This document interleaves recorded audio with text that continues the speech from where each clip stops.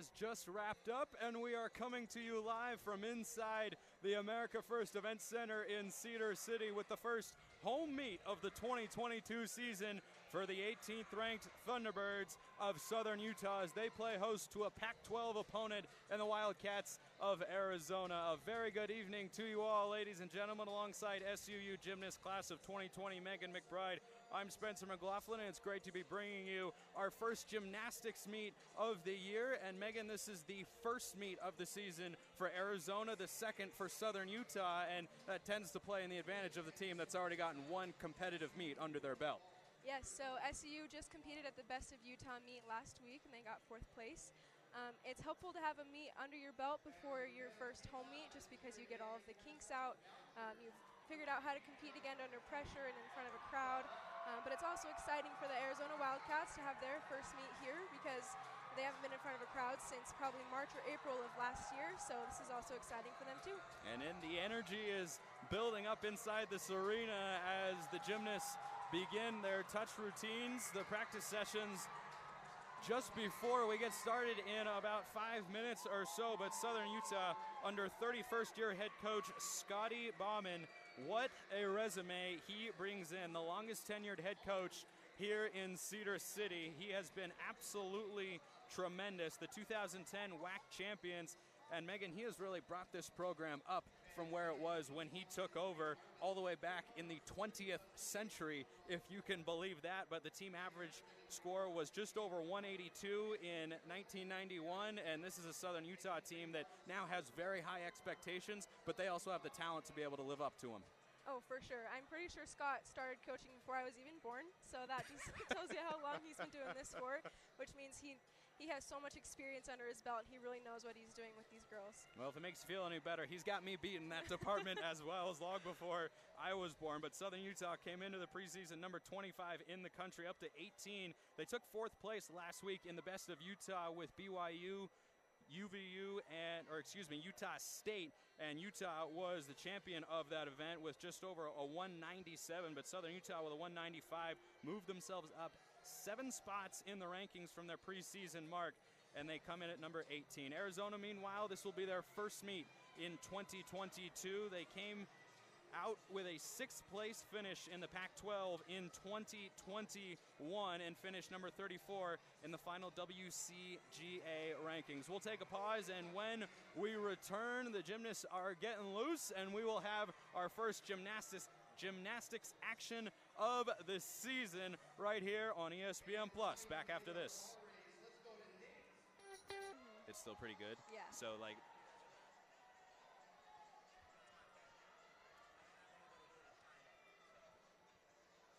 back inside the AFEC in Cedar City, Spencer McLaughlin with you alongside Megan McBride, and we are not very far away from the opening event. Southern Utah will open on vault, and it'll be bars for the Wildcats first, and we will rotate throughout the night. But Megan, let's talk about that Best of Utah meet.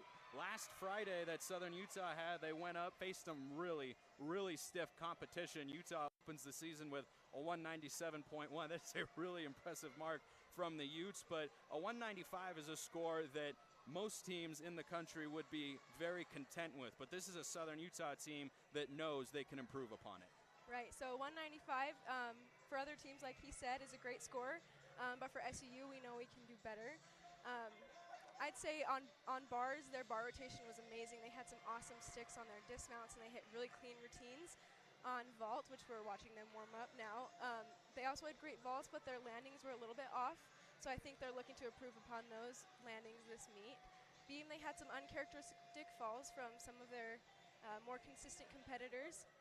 So I'm sure they're looking at making sure those are hit routines, and their floor looked great, so I'm excited to see what they do tonight. Yeah, last week they put up an even 195. Bars was the top event for the Flippin' Birds, as they're known, with a 49.125. A 48.95 on vault is just short of where head coach Scotty Bauman has said that has said that he wants them to be, which is at 49 on each event. And Megan, that takes a lot, but this is a team that has got a lot of gymnasts on it. There's a lot of experience on this team. There's a lot of youth as well, but no matter which way you look at it, there's no shortage of talent on it. Yes, for sure. They have lots of talent, lots of experience with a actually, I think it's a pretty even split between the underclassmen and the upperclassmen. So, yeah, they have been working all season, ready for this one. The fans continue to file in, and we are just moments away from our first event. Starting things off will be Ellie Cachola, the freshman from Owasso, on the vault for Thunderbirds. She had a 9.75 on the vault last week up in Salt Lake City at the Best of Utah. The crowd is ready. The cheer teams are ready. Southern Utah on vault, Arizona on the bars, and Cachola is just waiting for the go-ahead from the judge over there. And Megan, what are those final moments like as you await that hand to go up in the air and signal that you're cleared to go? you know, your palms get a little bit sweaty, but you're breathing, and you're actually pretty calm because you know with all the consistent work you've done over the season that this is the moment to shine.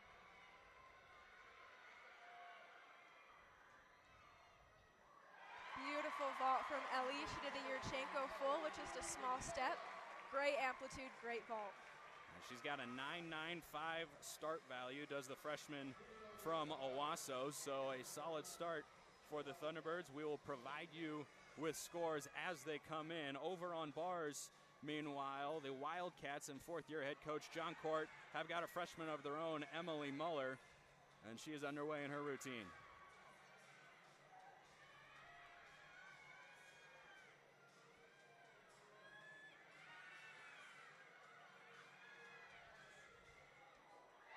Wow, amazing stick. That's what you want to see at the end of a routine. She had great swing, great lines throughout that routine, so that should score really well for them. Back over to Southern Utah on vault, and it's Stephanie Tervort, the senior from Spanish Fork, Utah. One of 9 seniors on this roster for Coach Bauman.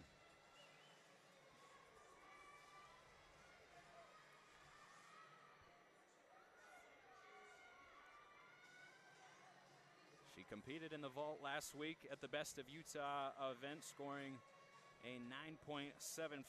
Her career high, a 9.875. And the Southern Utah coaches say she has one of the best amplitudes on the team in this event. And Megan, what should viewers watch for when you're talking about amplitude in an event like the vault? So they're looking for height above the table and also distance away from the table. Those are 2 things plus the stick at the end that the judges are going to be looking for. Wow. You can see how much amplitude she got in that vault. Looks like she pegged down just a little bit anticipating that stick, but overall, amazing vault. And Southern Utah, after playing, or competing, I should say, in a neutral environment, what was essentially a road environment up at the University of Utah last week, how good does it feel as a gymnast to come back and be in front of the home fans? Oh, it's amazing. You know, when you're at an away meet, you have to bring your own energy as a team because you don't really have a ton of fans there. But when you come here, especially to Cedar City with an amazing community that just loves this sport, it's so much fun to finally be back in the AFEC. Back over to the bars, and Mackenzie Kane is waiting for the go-ahead. Her season high in this event a season ago was 9.825. She notched that score 3 times, not far off of her career best mark on the uneven parallel bars of 9.85. That was back in 2019. She competed in every meet on bars a season ago for Coach Court, who himself has an impressive resume. He's been with this Arizona program for 24 years, was made the head coach 4 seasons ago. Beautiful Jaeger release move right there.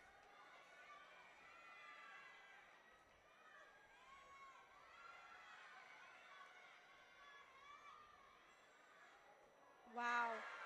That's a dismount you don't see a whole ton in college because it's a blind landing, so it's really hard to stick. So that was so impressive that she found that landing. That should be a great score. Back over to the vault, and Kayla Horton up for the Flippin' Birds. So it looks like she didn't quite get her hands on the vault at the right angle, so she landed just a little bit short and took a big step forward. So not her best vault, but I'm sure that she'll get back on that vault next week. And she was the conference vault specialist of the week last week for the Flippin' Birds, along with Morgan Alfaro. We will see up next after we go back over to bars, and it's Malia Hargrove, the junior from Sparks, Nevada, and Robert McQueen High School. I don't know about you, Megan. Every time I hear McQueen, I think of the movie Cars and Lightning McQueen. Yeah. That's where my mind went right away. Career high 9.85 on the bars. And these moments as a gymnast, when you're waiting, you're ready to go, and the judges haven't given you the go-ahead, how do you keep yourself focused in those sorts of moments? You really don't focus on anything. You kind of just keep your mind blank and keep those hands from getting sweaty and just kind of keeping your breath calm and waiting for that judge to raise their hand.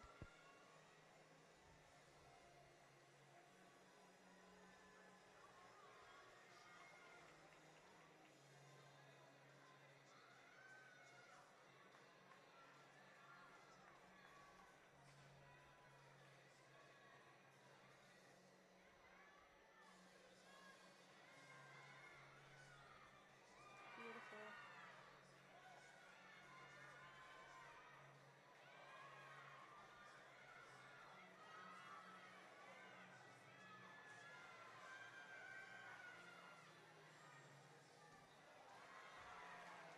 Great routine by Malia. The two things that you really want to look for in a bar routine are those handstands and those dismounts. Most gymnasts have very different routines, so those handstands are what going to set you apart.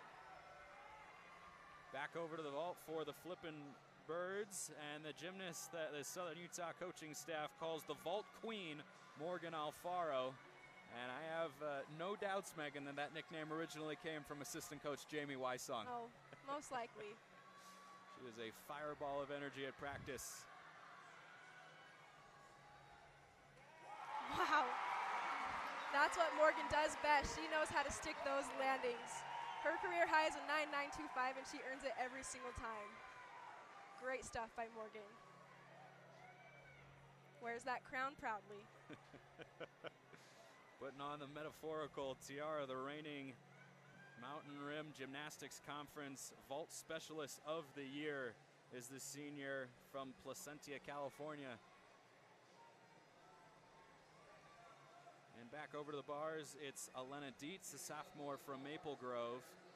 His career high, she has reached twice a 9.875, and she received the Impact Performance Award for her bars routine at the 2021 Pac-12 Championships.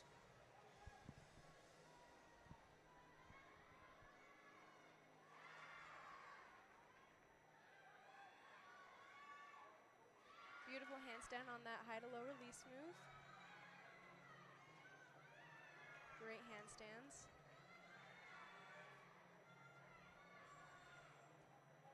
Just a little hop forward on that dismount, but altogether a really clean routine.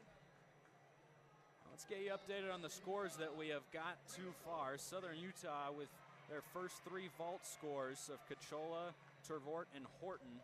Cachola a 9.775, Tervort a 9.8, a 9.275 for Kayla Horton after her slight stumble trying to stick the landing.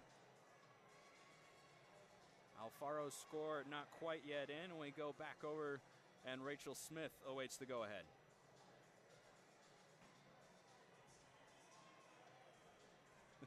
Smith getting in a vibe with the music. If you have nothing else to do before you go, you might as well have some fun. Might as well have some fun.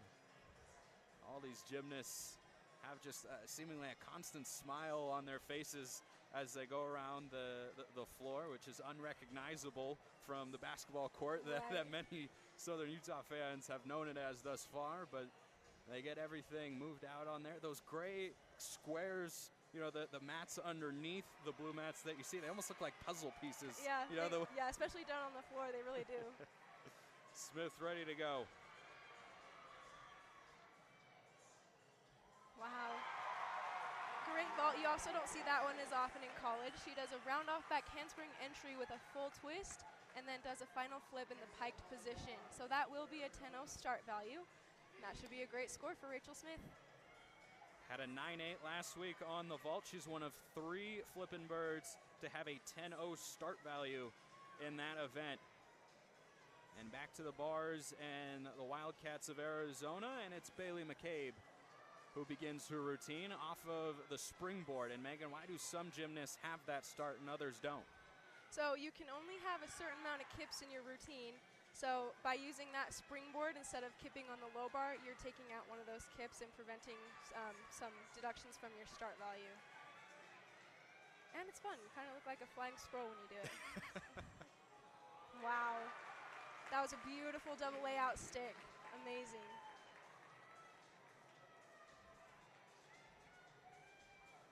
McCabe, Looks like, oh. sorry, I was just going to say McCabe, who twice has reached her career high of 9.85, once at the NCAA Regional last year on April 2nd. And now the final vault of this opening sequence here in the first home meet for the Flippin' Birds in 2022. And it is Caitlin Cash Money Coe, as they call her. Her younger sister they call Young Money Co. Yep. And those are the only names that you hear them referred to at practice. Yep. Kate will be doing a Yurchenko 1.5. Very difficult with the blind landing, but she's great at this event, so let's see what she does.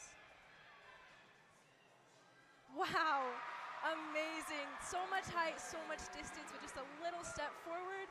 That should be an awesome score, and they're so super excited about that vault.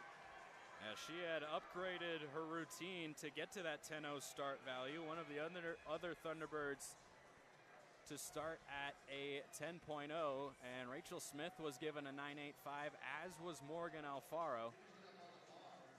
And we'll see what Coe's score ends up being later in the meet, but the final bars routine for the Wildcats of Arizona. It will be Allison Fears, the freshman from Murrieta. This her first collegiate meet. And Megan, what's going through her head as she competes in college gymnastics for the first time? You know she's excited, you can tell, but she's probably going through that routine in her mind and just taking it one skill at a time. That's all you can do with gymnastics.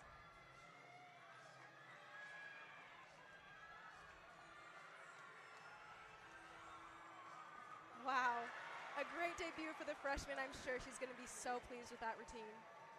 Sticks the landing and gets some well-deserved applause from her teammates. And the high score in this meet at the moment belongs to Caitlin Coe with a 9.9 they just announced on the PA. So 3 scores at a 9.8 or above, including a 9.9 for Southern Utah. And they will count the 9.775 from Ellie Cachola, and they will drop the 9.225 of Kayla Horton after she had that little bit of stumble in the third position. We'll have the final scores after the break for Arizona's bars when we come back in Cedar City as Fears awaits her first collegiate score. Back to Cedar City alongside Megan McBride, Spencer McLaughlin on hand. Great to be bringing you our first college gymnastics meet of the year on ESPN+. And Megan, let's start with Arizona and how they performed on the bars in their opening routine here on the road. And, you know, gymnastics not exactly a sport where you have a hostile crowd per se, but you don't have that, you know, as you were saying earlier, it's BYOE, bring your own energy. How do you think the Wildcats and Coach Court are feeling about their opening on bars? You know, I think they're feeling great. They hit 6 for 6 routines. They were all really clean. I saw a lot of sticks from their dismounts, which is what you want to see at this point in the season. You know, it's only going to go up from here, and every 10th counts, so you don't want to give anything away. And right now, the 4 scores they've got on the board, Muller with a 9.775. Kane followed that up, as did Hargrove with 9.8s. A 9.7 for Dietz. McCabe a 9.825. We're still waiting on the score from Fears to become official. But right now, as it stands, Arizona would have the edge. But you expect, Megan, with the way that Caitlin Coe stuck the landing on that Yurchenko on her vault routine and getting a 9.9, that score is probably going to favor Southern Utah when it's all said and done. Yeah, that vault score should bump up quite a bit because at the moment we're counting a 9.275.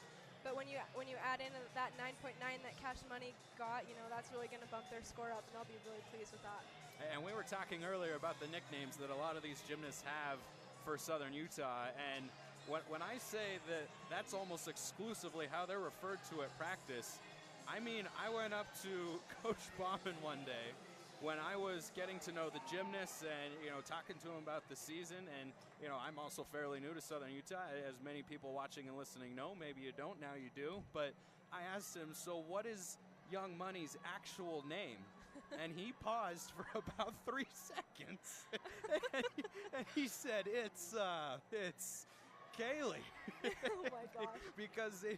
And I said, Coach, what just happened? He goes, well, I can't remember the last time I used her first name. But, little things like that, as her older sister, Cash Money Co's routine has come in at a 9.9, so it's a 49.175 for Southern Utah, beating their mark from last week of 48.95. But everything we were just talking about, Megan, adds to the wonderful camaraderie that is college athletics and really helps build chemistry at practice, and that translates on game day. Yep, for sure. Once you get that one nickname, it just sticks, never goes away.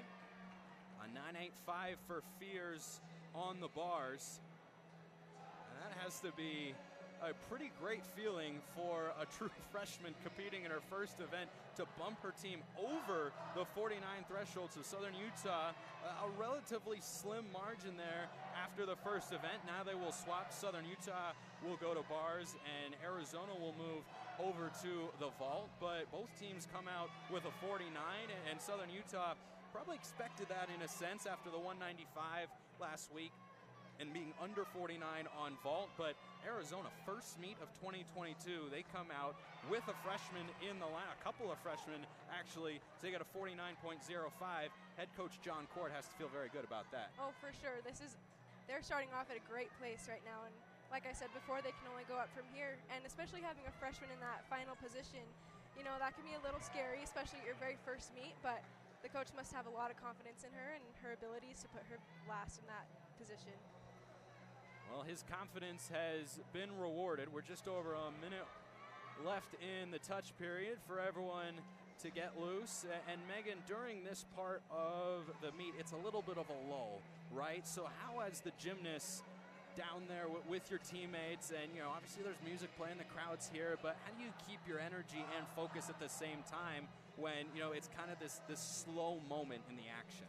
Yeah, so if you're not the one on the event, you're on the sidelines and you're cheering them on even during the warm-ups and, interacting with the crowd, dancing, just having a good time. That's really what brings the energy.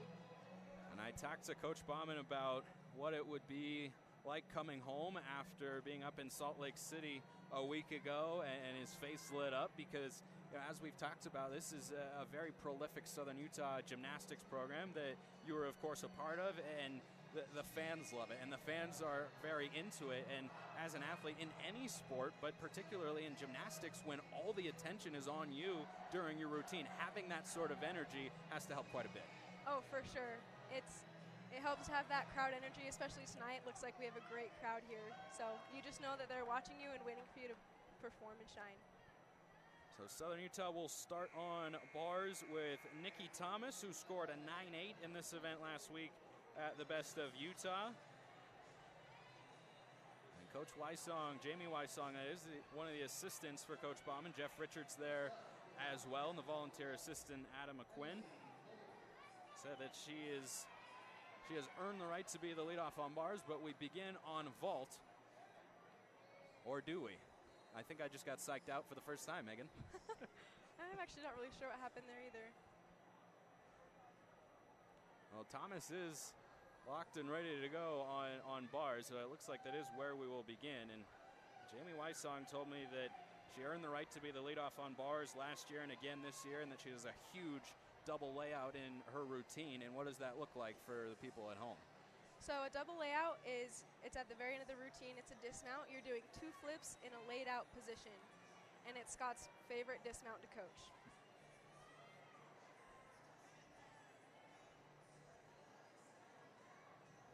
Maybe we will be starting with vault. And it's Emily Muller starting things off, a 9.775 on bars, and here she goes with her vault routine. Great vault for Emily. She performed a Yurchenko full. That's a round-off back handspring entry with a full twist and a flip. And And now back over to bars and Nikki Thomas. Great connection by Nikki.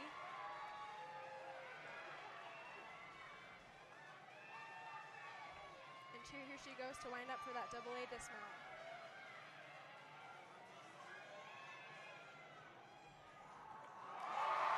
Great dismount by Nikki. Just a slight hop, but the rest of the routine was clean and great. It's a great way to lead off the bar lineup. Southern Utah a week ago, 49.125 on bars. That was the event that yielded their highest score en route to a 195 and a fourth place finish last week at the Best of Utah. But, you know, Megan, gymnastics a very unique sport in the sense that it's not all about wins and losses. It's just almost solely about your score. Southern Utah finished fourth, but moved up 7 spots in the national rankings. Yep.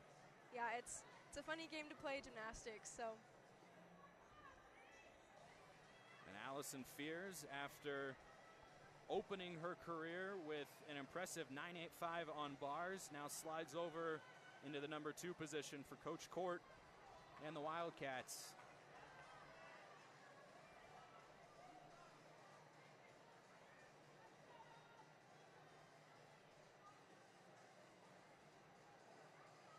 And she's still awaiting the go-ahead from the judges.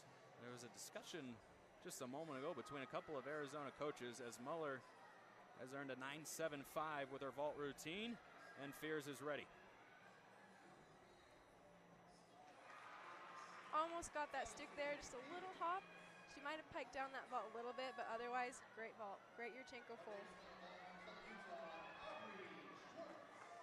Back over to bars, and the reigning 2021 MRGC Freshman of the Year, Aubrey Schwartz. A 9.775 on bars last week.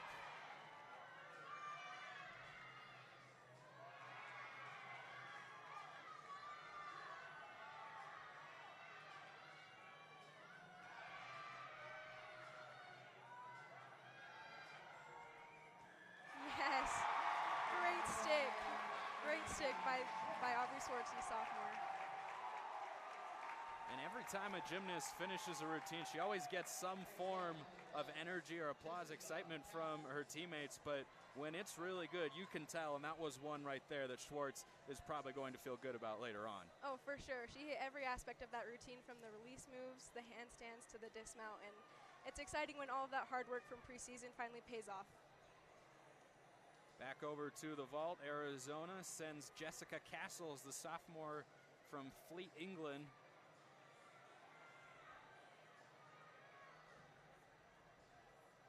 Nicely done vault. Small hop backwards, but she had a great straight body throughout that vault. Very small pike down. It was a 9.825 for Nikki Thomas to open on bars. That's a new season high after a 9.8 last week up in Salt Lake City for the junior from Stafford, Virginia.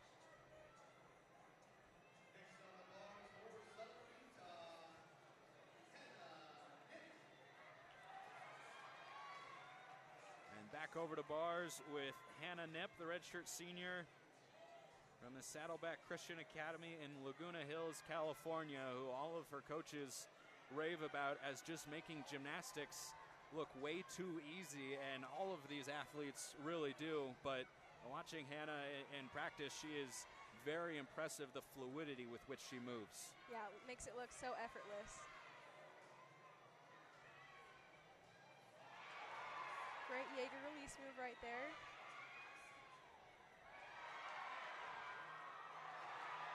Beautiful routine so far. Let's see what she does with this dismount.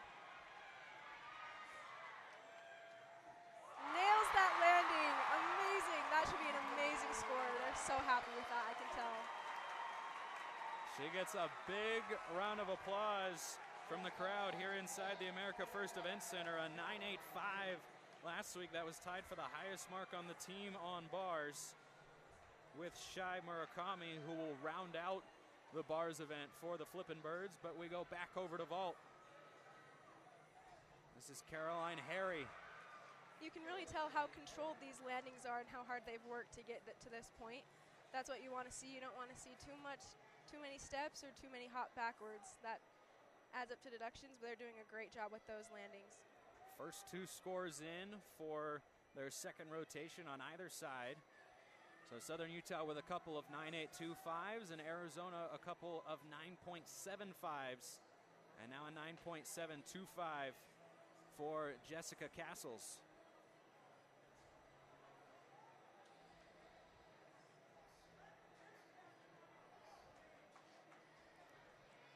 Looks like we saw a 9-9 flash from one of the judges for Hannah Knipp's routine, so that should be a great score for the Flippin' Birds.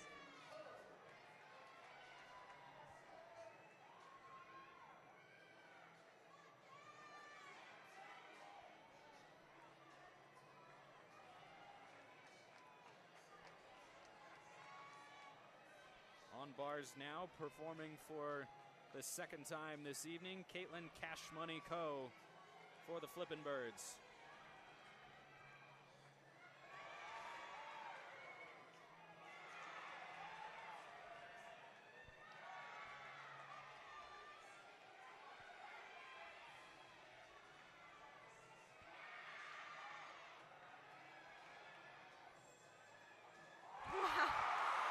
It's just one stick after the next for the Flippin' Birds. That was a beautiful routine. So clean, nice handstands. That should be a great score to follow up Hannah Knipp's performance. Still waiting on that score for Knipp after a very strong routine on the uneven bars. But we return to the vault, and Arizona sends out Danny Nosek, a junior from Indiana. Wow. Again, clean landings, very controlled. Great laid out position during that full twist, so that should be a great score.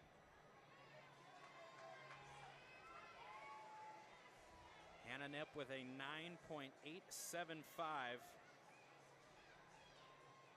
Just a 10th off of her score last week of a 9.85 on the uneven bars. Harry, meanwhile, turns in a 9.75 for the Wildcats. And we will await the scores of Caitlin Coe for Southern Utah and Danny Nosek for Arizona.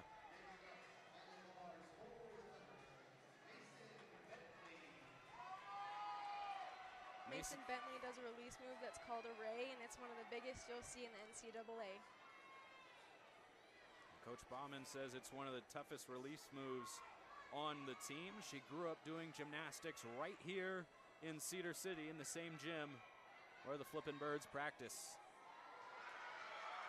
So much height on that release move to a great bail.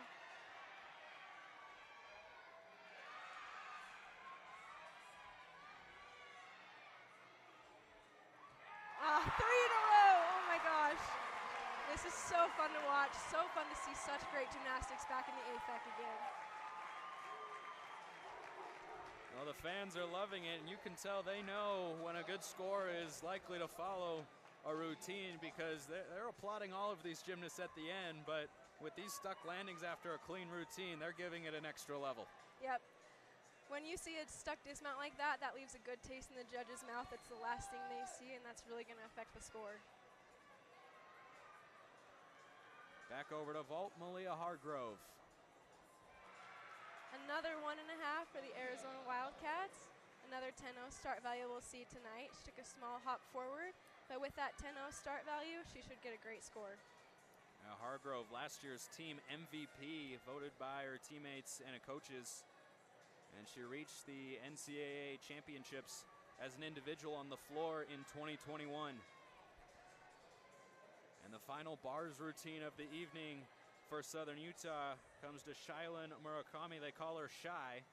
She's not necessarily a shy person, just a little bit more of a nickname. Just a nickname, but a 9.85 on bars last week, and she actually owns the Southern Utah school record on bars of a 9.95. She's done that twice in her career. One of 9 seniors on this team for Coach Bauman and the staff, and she has had an exemplary career here in Cedar City. Yep, she's the exact person you'd want to finish up this amazing bar lineup with.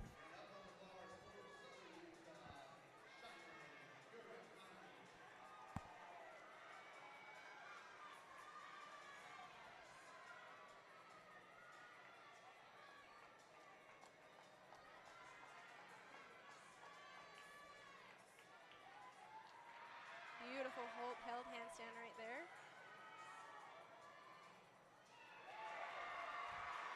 Huge Jaeger to bail. Winding up for that dismount. Another great handstand.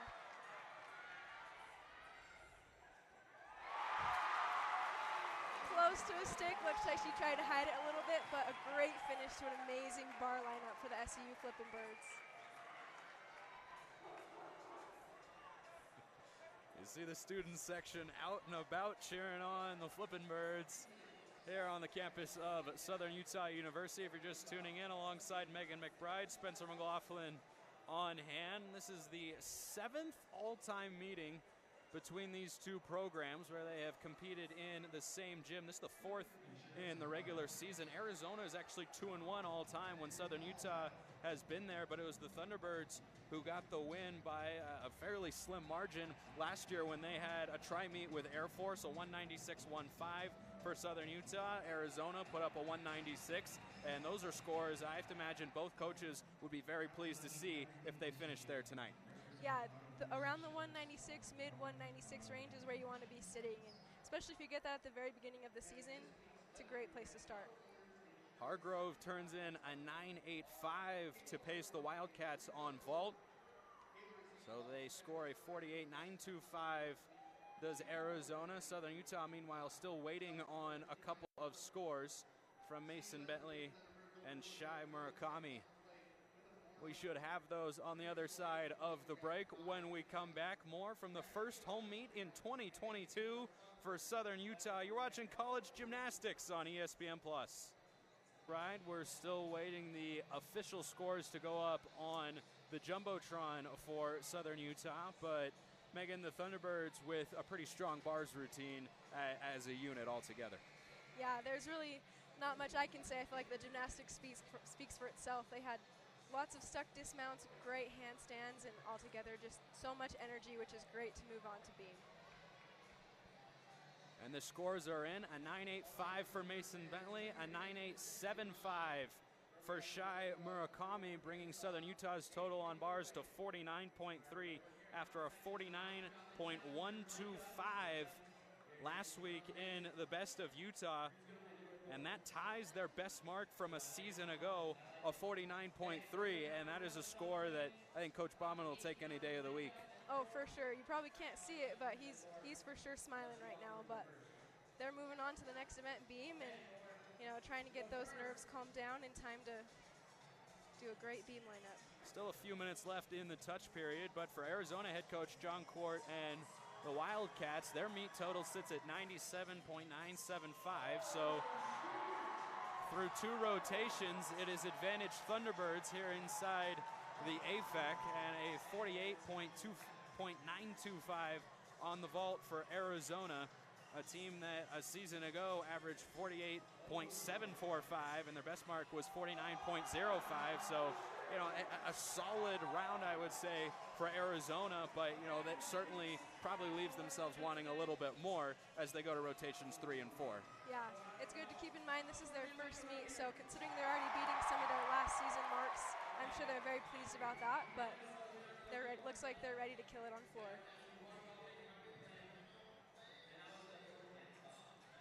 And you hear all the time sports are a game of inches, gymnastics no different. How about this, Megan? That 49.3 on bars was just 1/10 off of tying the best mark in program history for Southern Utah that they set on January 24th all the way back in 2020. And the 49.3 was the best they had a season ago. That was back on January the 22nd when they were at number 22 Utah State. They won that meet. Just the two teams were there. A 196.65 the Thunderbirds put up. And that's sort of the number that all of these coaches have talked to me about as being, a standard for where they want to be. The 195 put them from the 25th spot in the country to the 18th spot, which to most might sound good, but this is a program that expects to be able to get to that 196 number. Yeah, we've been a program in the past that's been, top 15, top 10 even. So starting off with this meet with our vault and bar rotation, it looks like we're heading for a great mid 196, which is where we want to be at this point in the season. And the 195 last week, Coach Bauman said that, you know, he wanted to see them come out this week and compete after taking 4th place, but that he was overall pleased with the performance they had up at the Best of Utah, and that he doesn't want this team, or any team, frankly, to peak early in January and then get complacent. He wants them to stay hungry and driven, and he, you know, doesn't want them to come out necessarily the way Utah did with a 197.1, which is mighty impressive, don't get me wrong, but then when that's your standard, you have to imagine that it's hard to build off of something like that or feel like you have that many things that you can work on. Yeah, for sure. This is only the 2nd meet of the season, and we have plenty more Friday Night Lights here in Cedar City, so they're going to want to keep doing what they're doing, but make sure that they're building all the same. Yeah, let's take a look at the upcoming schedules if we can for Southern Utah, because this is not the first time that we will bring you a gymnastics meet here on ESPN+. The Flippin' Birds drive out plenty of fans, and there you see the home meets. So next Friday against BYU, and then a couple of weeks on the road in MRGC play, and then home again against Utah State. And Boise State, William & Mary will close out the home meets this year before going to the Mountain Rim Gymnastics Conference Championships in Boise on March 19th. So this just, you know, the very beginning of the season, Megan, but Southern Utah right now is starting, from the looks of it, to build a lot of confidence. Yep. Looks like we have Shylan Murakami starting off on beam. A 9.85 last week. She had the highest beam score for Southern Utah up at the Best of Utah, but just a 48.35. It was the team's lowest scoring event. And we'll tell you why a little bit later, but Coach Bauman was not worried about it. What she did right there was called a triple series with a back handspring layout step out with a back handspring. Looks like she had a small wobble, but managed to stay on.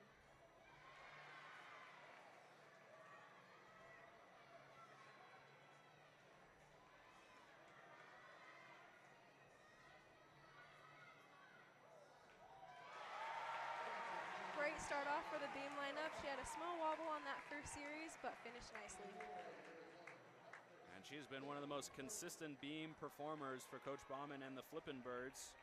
That is why she's in the leadoff position. And now our first floor routine of the evening. We've got Libby Orman, a 5'1" junior from Mound, Minnesota. She has scored a 9.8 or better on her floor routine 7 times in her career in Tucson. What you're going to want to look for is amplitude in the passes, good landings, and dancing. An impressive first pass, front layout with a front 1.5 twist.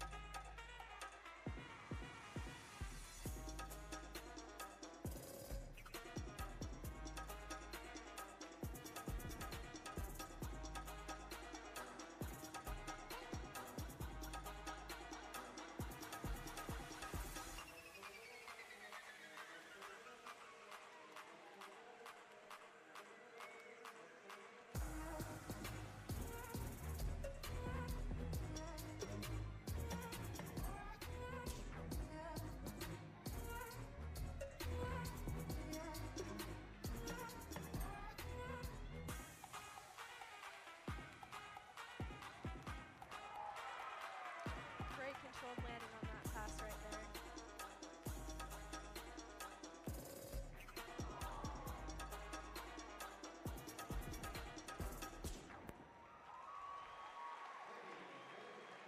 Great first floor routine for the Wildcats.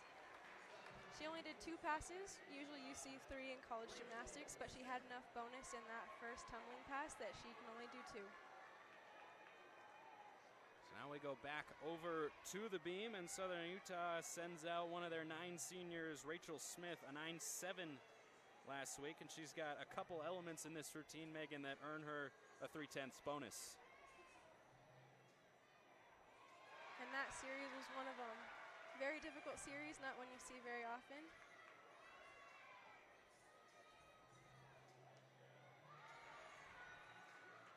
Little balance check there.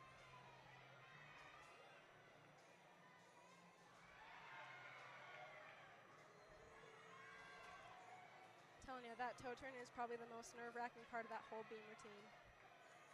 Simplest skill, but sometimes it can get a little scary.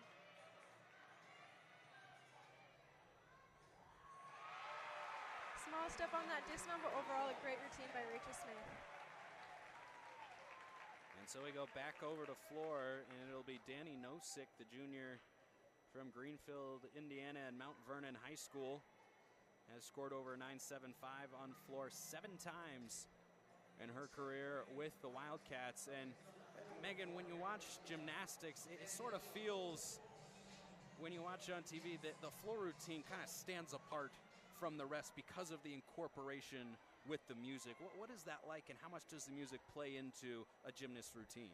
Well, your music you get to show your personality a little bit more than on any other event, and you kind of get to play with the crowd, you get to play with your teammates that are dancing along with you, and it just brings a lot more fun that can be incorporated into a routine that the other routines don't have.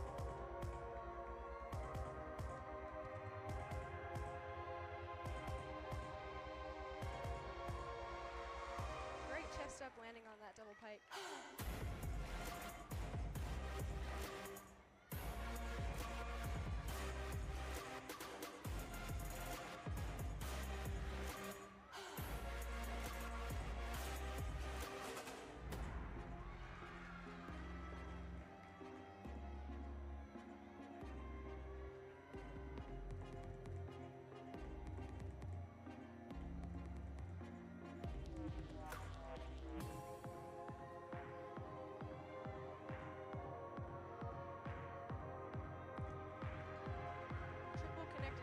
That's very difficult to control, but she did a great job with that.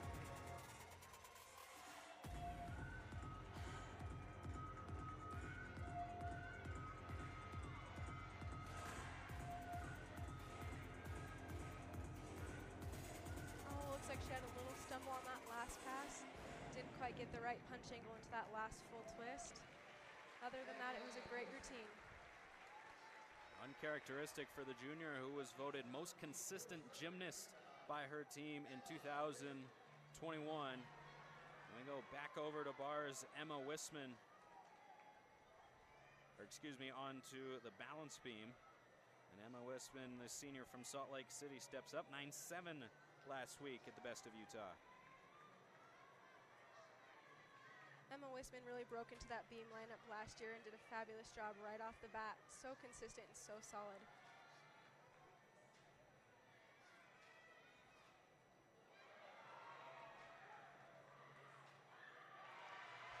Nicely done.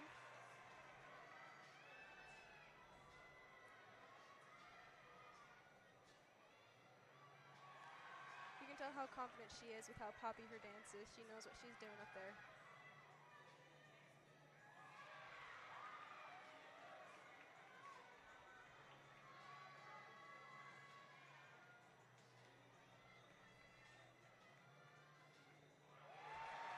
Beautiful front summy.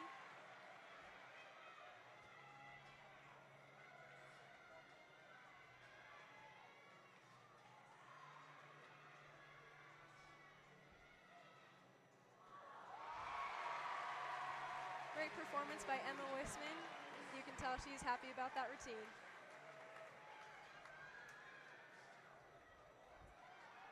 So Southern Utah, the first couple of beam scores, a 9.8 for Rachel Smith, Shai Murakami a 9.725. First score in on the floor routine for Libby Orman for Arizona, a 9.8. And Southern Utah looking to bounce back after a 48.35 on beam last week when Carly McLean very uncharacteristically fell twice. And I asked Coach Bauman about it, and McLean not going to be in the beam lineup this week for the Flippin' Birds, but he said he is not worried in the slightest about McLean. She is a fierce competitor, and that she always brings an air of confidence. But back to the floor routine for Arizona, and Jessica Castles, a career high 9.9, gets going.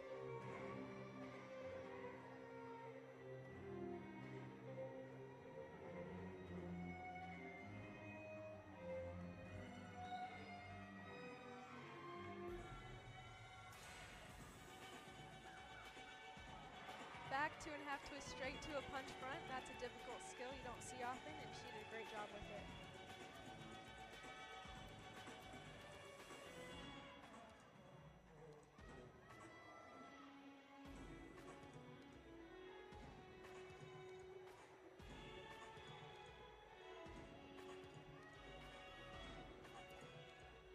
She has beautiful dance. So good to watch.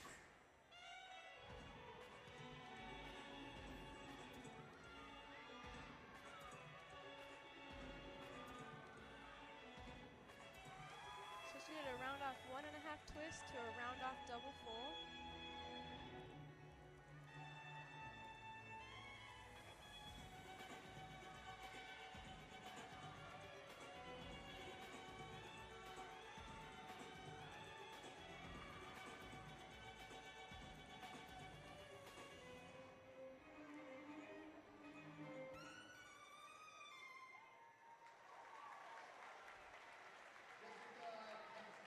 Beautiful performance by Jessica with some unique skills you don't see very often. I'm sure they're happy about that after an uncharacteristic fall from their performer before.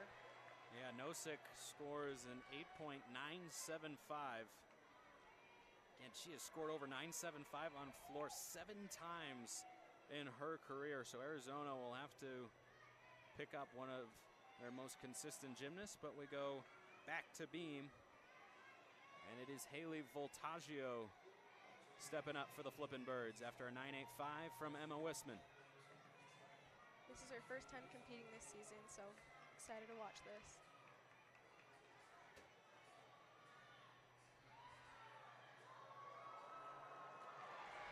Very impressive save by Voltaggio. She didn't panic, she kept calm and found that balance.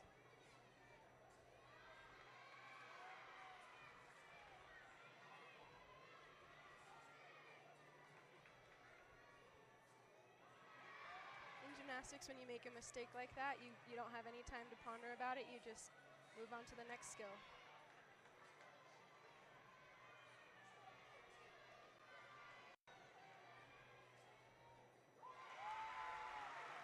Small mistake at the beginning, but ultimately a great routine by Haley. Sure, she's excited to be back in that beam lineup.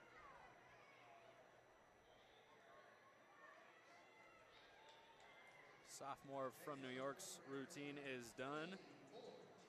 And Emily Moeller will compete for the third time this evening here inside the AFEC in Cedar City. If you're just tuning in, Spencer McLaughlin with you alongside Megan McBride. First home meet of the year for Southern Utah.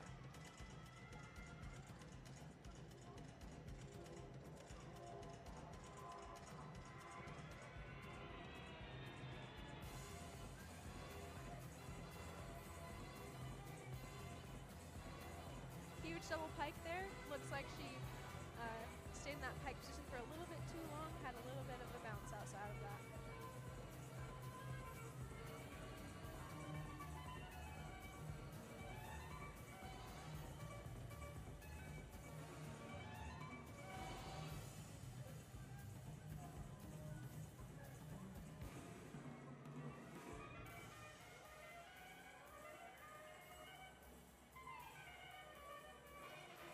Beautiful 1.5 layout.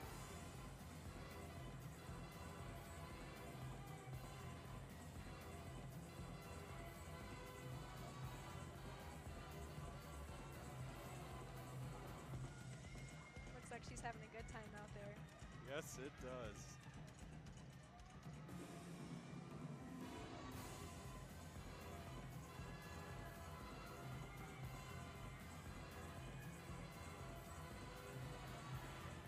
Finishes up with a double tuck. Little step forward, but great routine.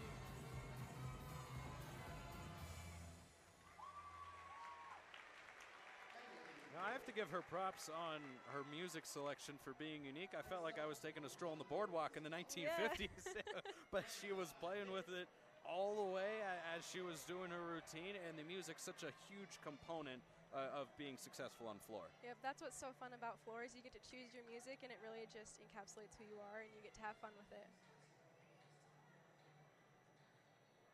Hannah Nip steps on to the floor and is ready for balance beam. She'll be the 5th Thunderbird to get onto the beam, and she's just pacing around saying, come on, can you give me the go-ahead already? Looks like the judges are having a little discussion, maybe discrepancies in start value scoring.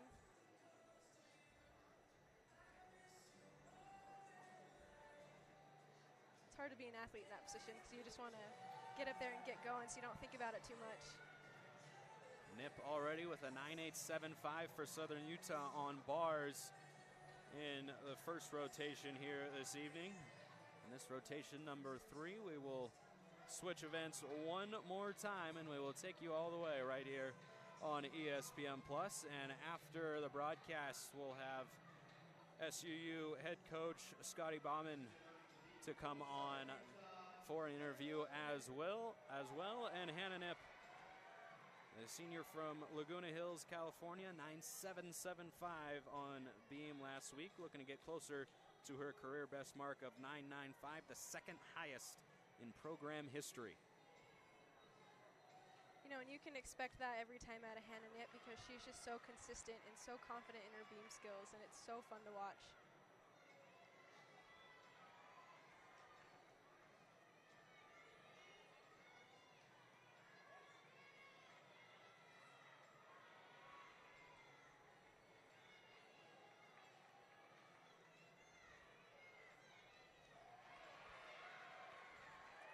What's called a front aerial to a beat jump, which will get her a little bit of bonus.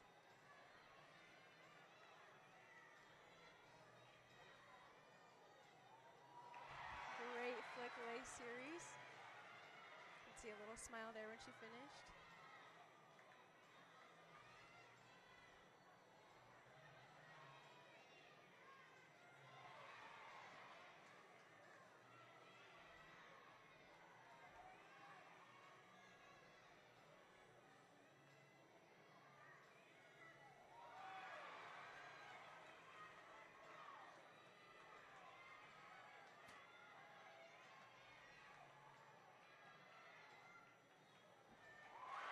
Stick to finish off that great routine by Hannah Nip. She should be so happy about that. You should expect to see that same exact routine every single meet from now on. Thus far for Southern Utah on the balance beam after a 48.35 last week, an event where they averaged a 48.93 a season ago. That was 16th in the country. They currently have a 9.65 from Haley Voltaggio, a 9.85 to lead the way for Emma Wisman, Rachel Smith a 9.8, and Shai Murakami a 9.725. Back over to floor and Serena Linton.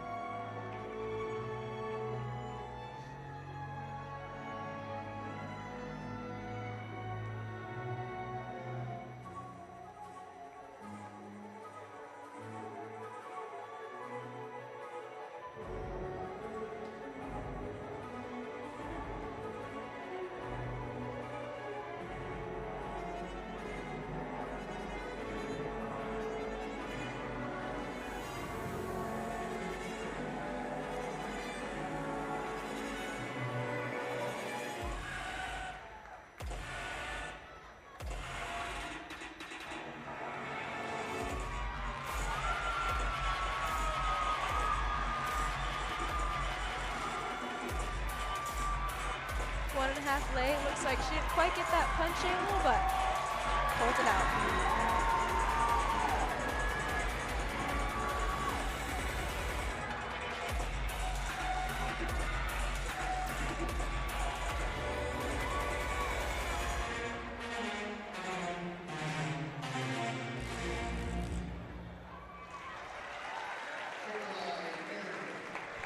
Misspoke a moment ago. That was Caroline Harry, the sophomore from Argyle, Texas, and University Prep High School, competing on the floor for Coach Court.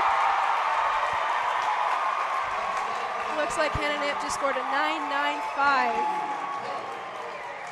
And that matches her career high, which is the second highest in program history. An exceptional score for the redshirt senior from California.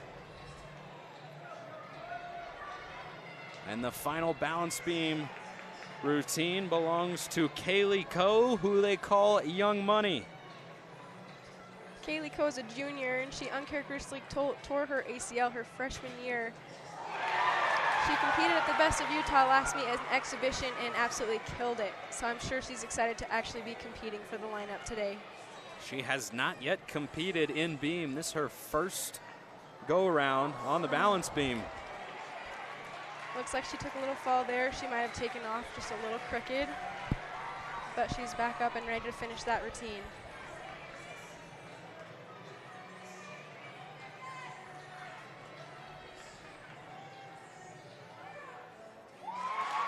Her coaches speak highly of her infectious smile and her pure joy of gymnastics, and you see it on her everywhere she goes when she's on the gymnastics floor.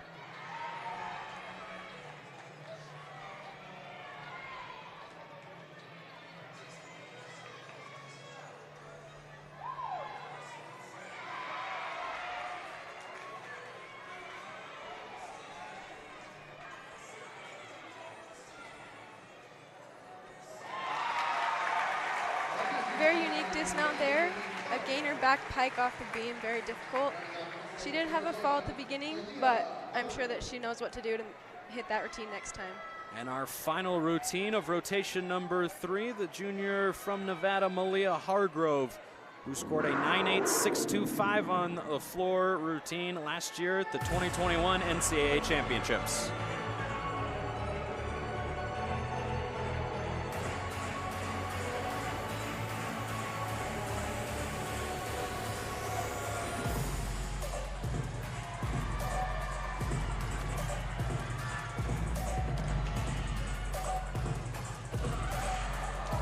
Very impressive first pass. It's what you call a full in. 2 flips with 1 twist at the first flip. Lots to bonus with that pass.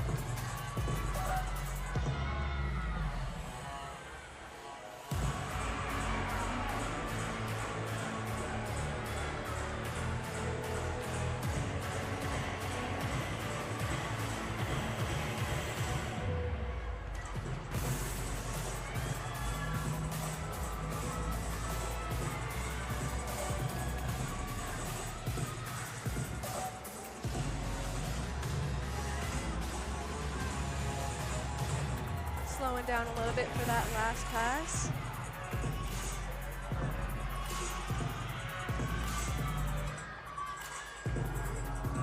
A huge double tuck to finish that routine. Very impressive.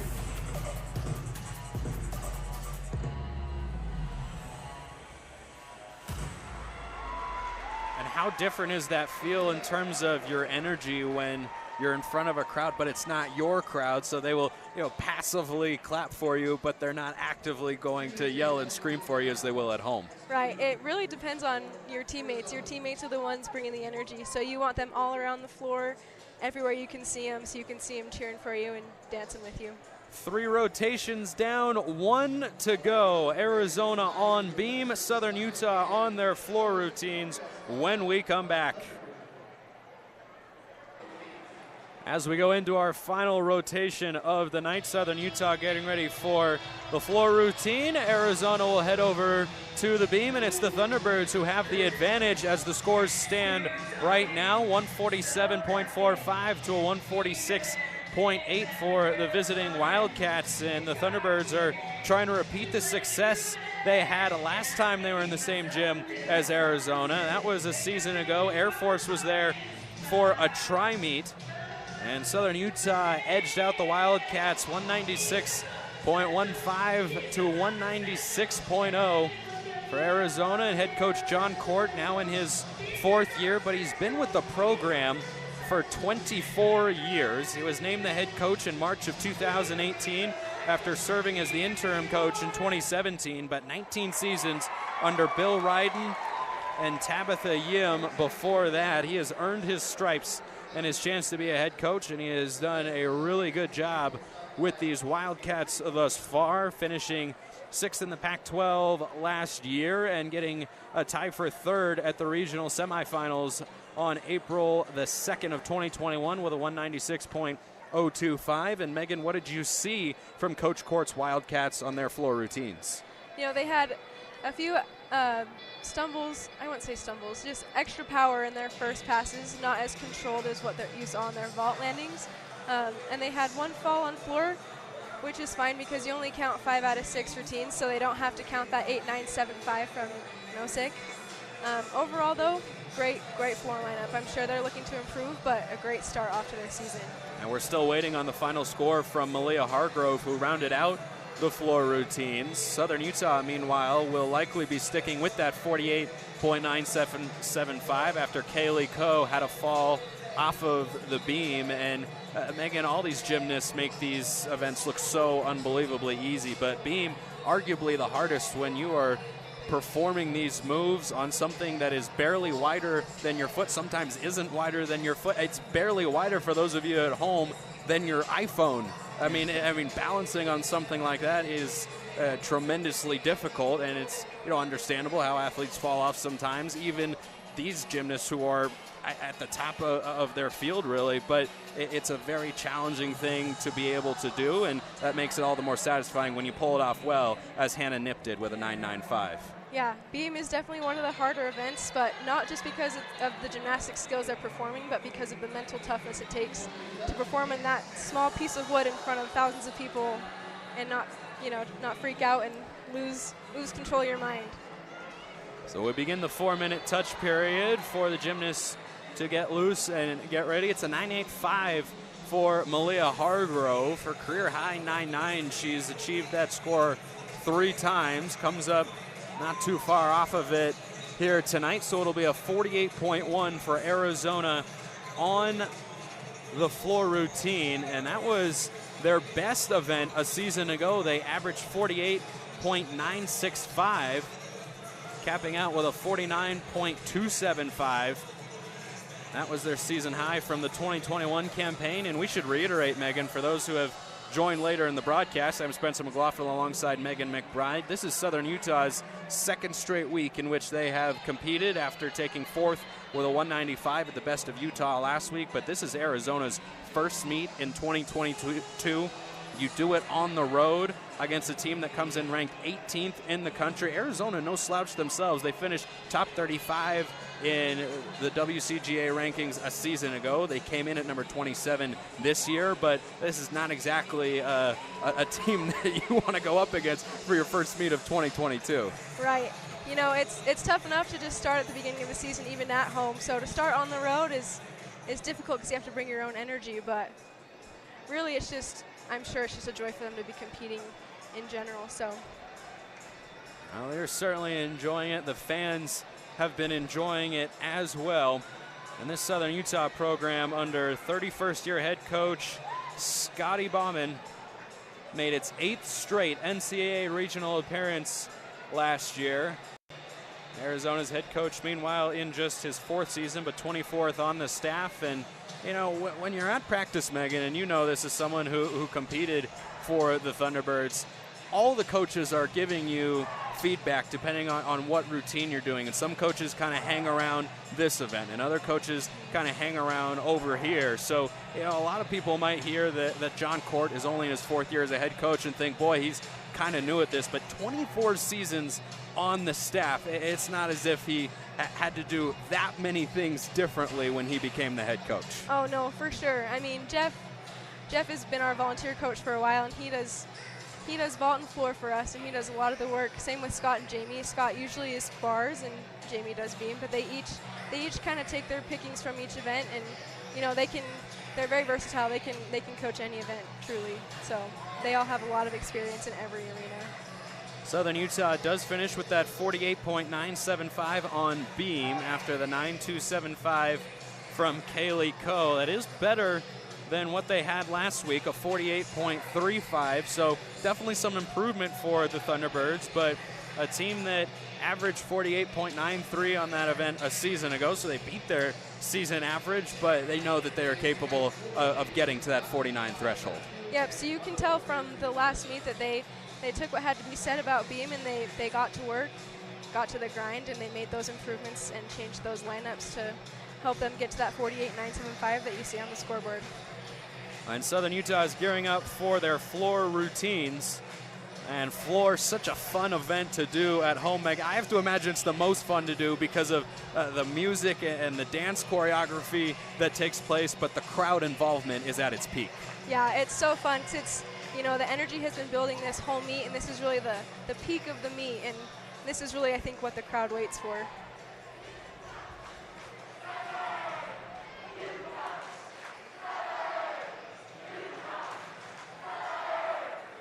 The crowd is ready for the routines to begin. We're just waiting on the judges right now. And we will start on the beam with Arizona. And Avery Stoffaker, the junior from Scottsdale, didn't travel far from home to go to college, a career best 9.85 on the beam, competed in this event in every meet of the season in 2021, and she has scored over a 9.7 on beam 7 times in her career, and she will start us off in our final rotation of the night with Southern Utah currently leading Arizona 147.45 to 146.8. And the junior from Arcadia High School in Arizona is ready, and off we go. This leadoff position on beam and in any event is probably one of the most important positions because you're setting up the stage for the rest of your teammates. Slight balance check there.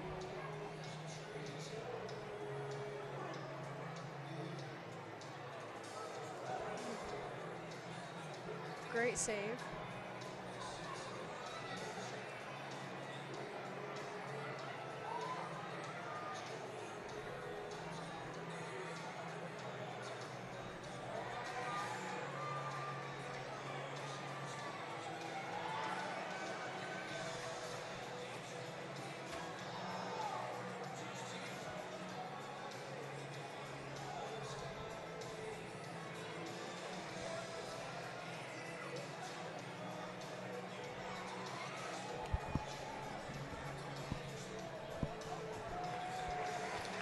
Nice dismount. Looks like she had a few balance checks there.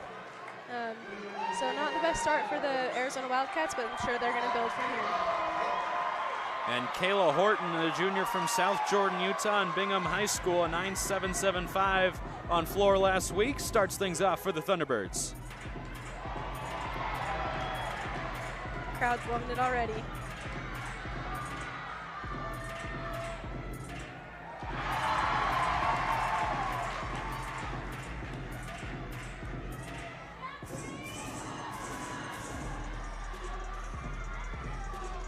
It's so fun because we have the student section right in front of the floor, and they just bring so much energy when you're competing, and it's so fun interacting with them on the floor.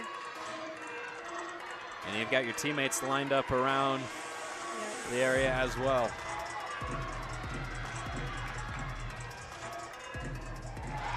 Great birdie.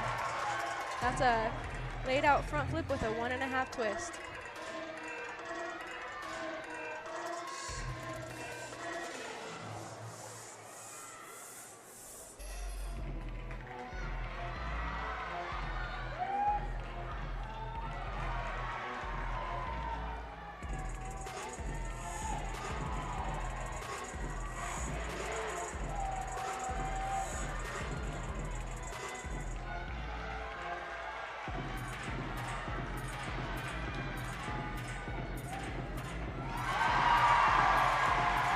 Great finish by Kayla.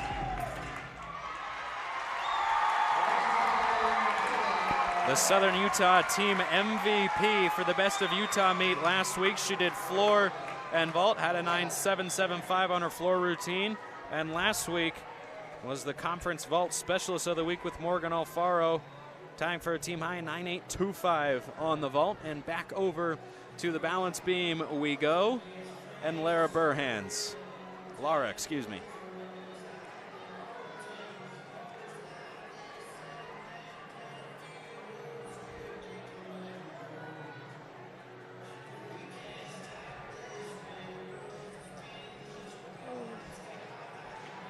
looks like she dropped her shoulder a little bit on that start off, so it led her to fall off the beam.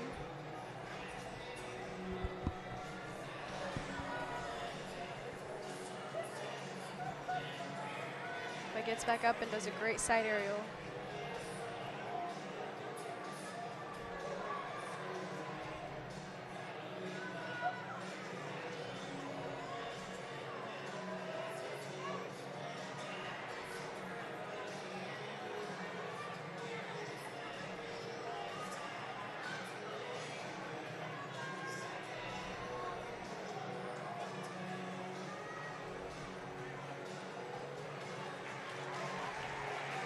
So it looks like we had a fall from that gymnast. It's not ideal to have a fall that early in the lineup, but I know that she knows her teammates have her back and are going to perform to make sure they don't have to count that fall. Well, after a 9.55 from her teammate Avery Stauffacher, the Wildcats will look to finish in a very strong way to try to mount a comeback here in the fourth rotation as they're on beam. And the reigning MRGC Freshman of the Year, Aubrey Schwartz, steps up for her floor routine.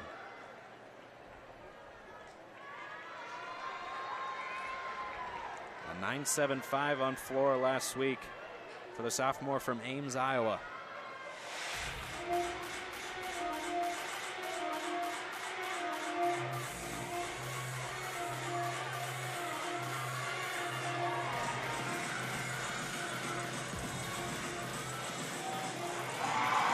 That was a front handspring front double full and E pass, which adds a lot of bonus to her start value.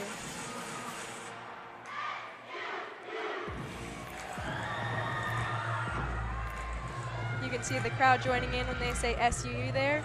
They incorporate that into every gymnast routine so the crowd can have fun too.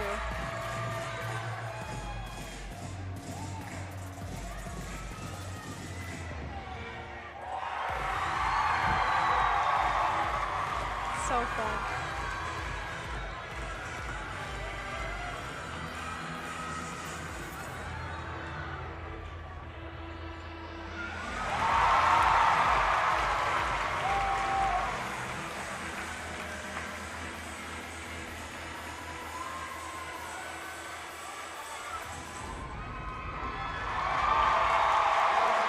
Incredible routine by Aubrey Schwartzy. Powerhouse routine.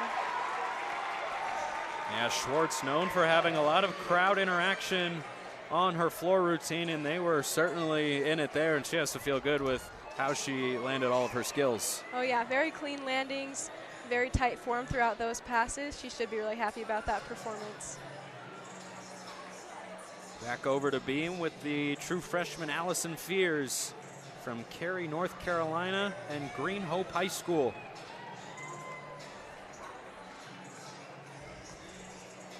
And the opening score for Southern Utah on the floor routine, Kayla Horton with a 9.825. That's higher than any floor routine score Southern Utah earned last week at the Best of Utah, en route to a 48.575. So a strong start on the final rotation for the Flippin' Birds.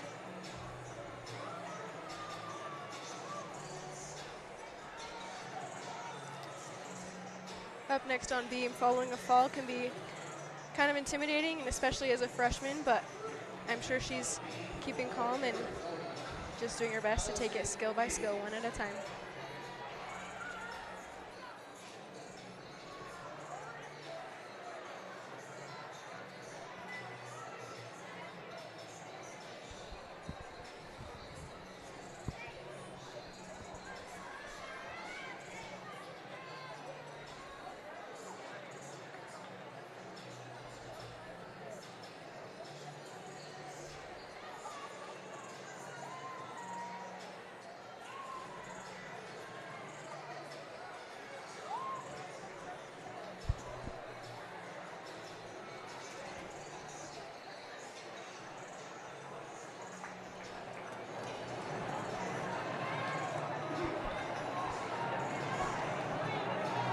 Crowd is starting to get a little bit antsy, waiting for the judges to give her the go-ahead.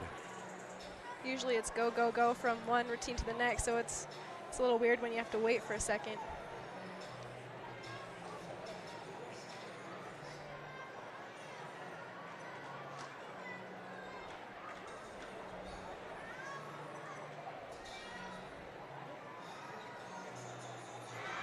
great series. And what are the key components that you have to have on a beam routine? Because there are certain requirements that, that have to be there every time. So you have to have some type of series connection, a leap pass, and a front side move. And of course the dismount. But those 4 skills are the main basics you need for a beam routine. That was her leap pass right there. She did a switch leap, side straddle jump.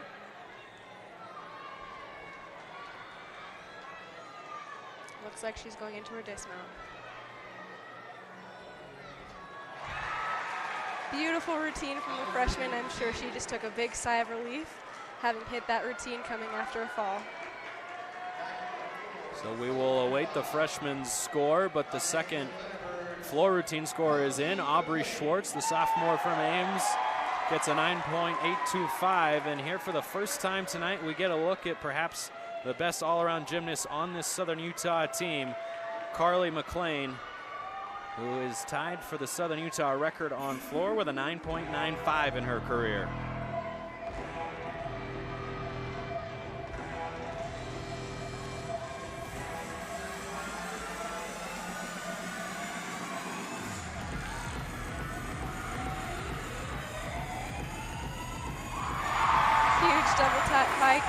Great landing. You can always count on Carly to bring the heat on floor.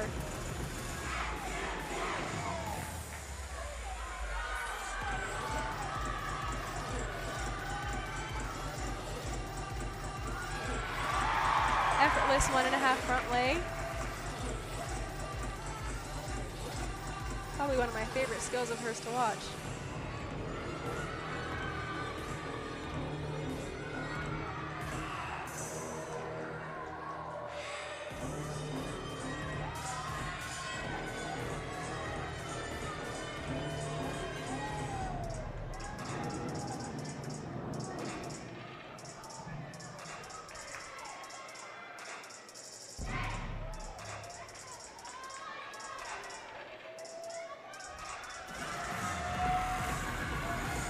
She's gearing up for that last pass.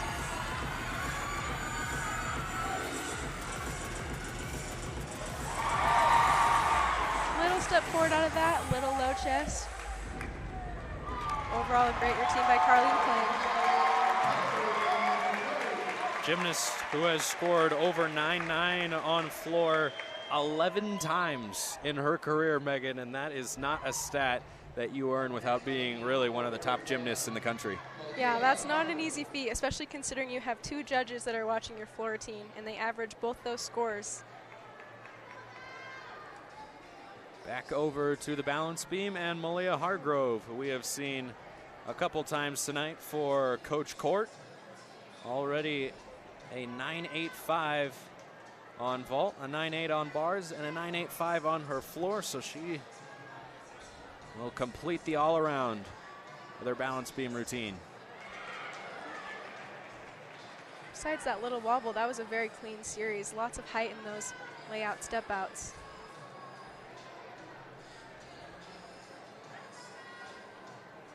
She is following a 9.85 from her teammate Allison Fears after a 9.55 and a 9.2 to start things on beam for the Wildcats. And that skill she just did is called a sheep jump. You jump and arch your back and your toes almost touch your forehead, and it's difficult because it takes your eyes off the beam for just a split second. Great height on that round off 1.5 dismount. Overall, good routine.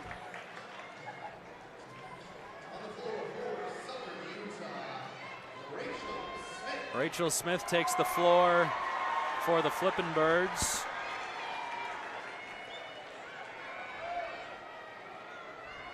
A 9.7 last week on her floor routine. You see her getting the crowd into it right away. Oh, yeah.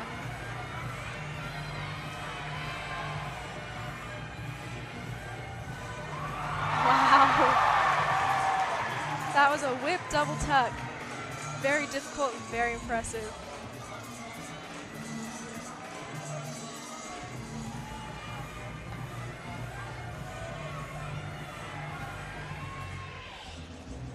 When you take floor as a whole, it's not just the leap passes and the tumbling passes that you have to look for, it's also the performance. That's a huge part of the floor routine.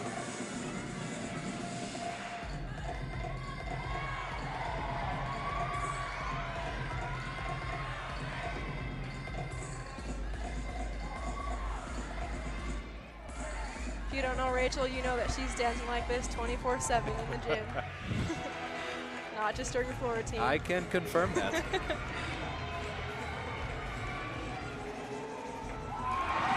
Ends with an incredible Rudy chest up. Little Beyonce action going on.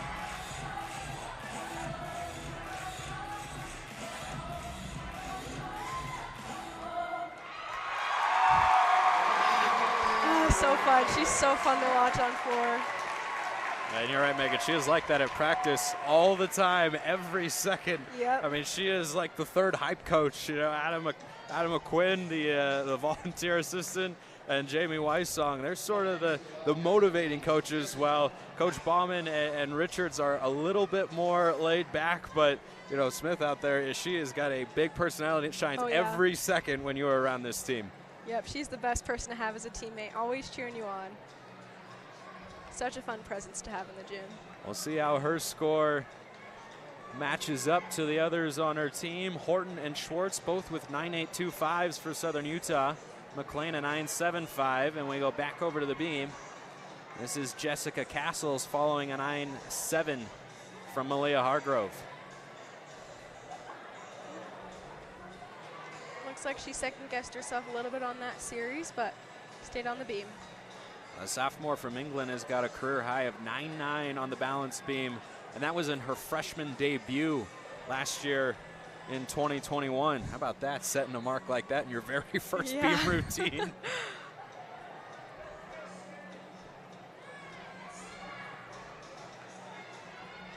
She was the freshman of the year in the Pac-12 in 2021. On the beam, she was over 9.8 9 times, and she won the event at 4 different meets. You talk about a really talented young athlete for Coach Court. Jessica Castles is just that.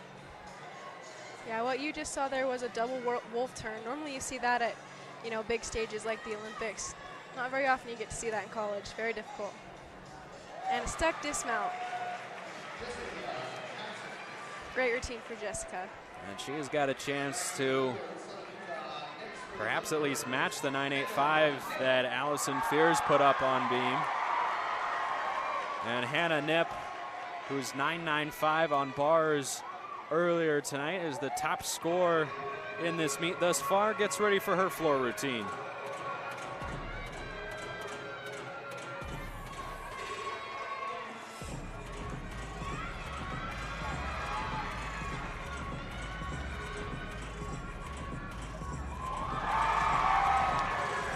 See that side judge raised his hands. That means her foot went out of bounds, so that will be a 1/10 deduction.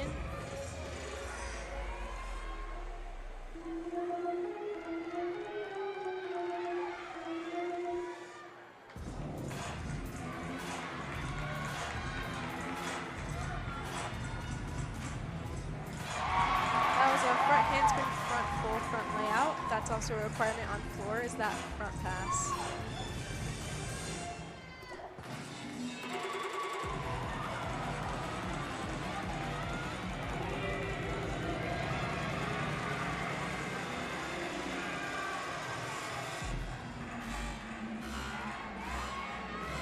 She's going to finish out with a round off back handspring double tuck here.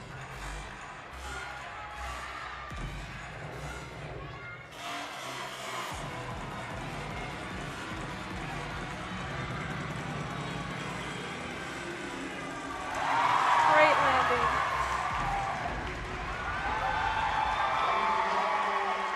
Just that one little step out of bounds.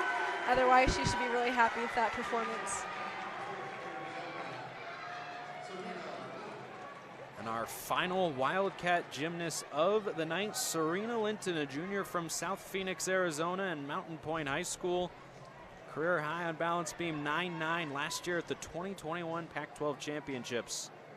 And she got the team award for the impact performance on balance beam. in the regular season last year. Or excuse me, at the regionals a season ago.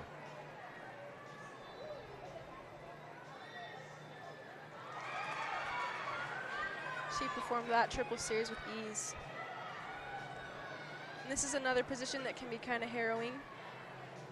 You have a fall in front of you, and this is the last routine, so you got to make it count to drop that score. She's following a 9.775 from Jessica Castles.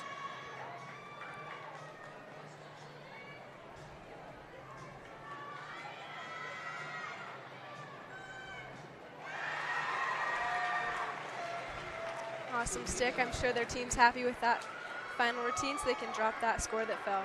And she is fired up about that one. That was probably the most energy we've seen from a Wildcat athlete coming off of the beam, and that was, as you said, a very good looking routine. Yep. And here goes Kaylee Young Money Co., our last routine of the night here in the first home meet for Southern Utah in 2022.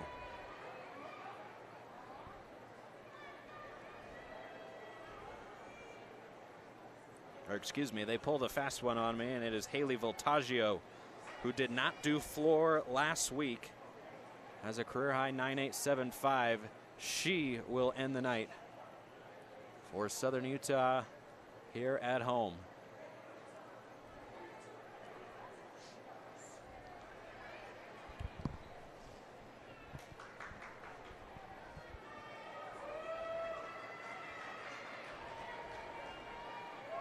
So you can see some of the coaches on the floor. They're taping some duct tape on those, what we call 4-inch mats. You're allowed to have, I think, 2 mats on the floor. They just kind of help save your ankles. Voltaggio, the sophomore from Connequot High School in New York.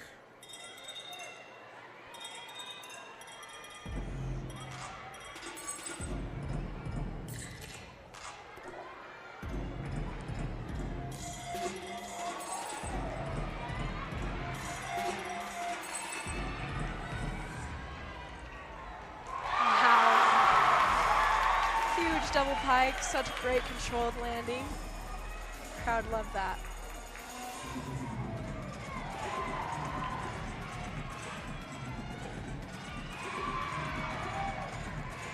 Coach Bauman said she came out hot last year, but an injury halted her in the middle of the season. But she is coming out with plenty of energy here to round off what has been an excellent night of gymnastics.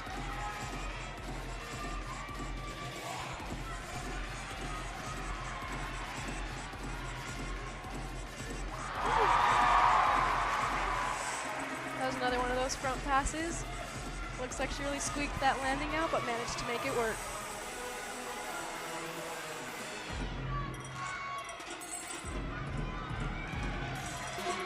One more pass to end out the night for the Flippin' Birds.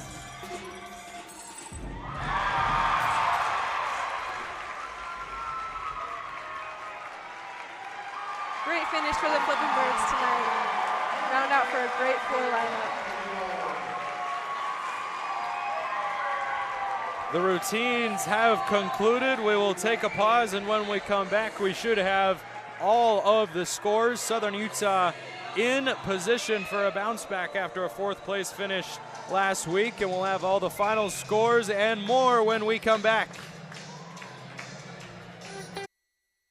Southern Utah has wrapped up its first home meet of the 2022 campaign against the Arizona Wildcats. And Megan, just your instant reactions to what we saw from both teams tonight. Let's start with the visiting Arizona Wildcats.